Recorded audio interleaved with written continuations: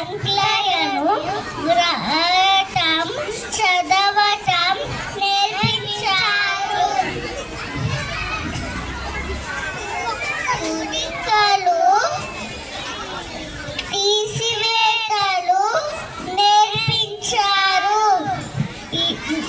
ఎన్నో శ్లోకాలు వేమ పద్యాలు సుమతి పద్యాలు నేర్పించారు. మాతో ఆడిస్తారు పాడిస్తారు. మా తల్లిదండ్రులు మమ్మల్ని ఈ ఎల్ఎస్ఎస్ పాఠంలో చేర్పించడం మా అదృష్టం. మా పాఠశాలలో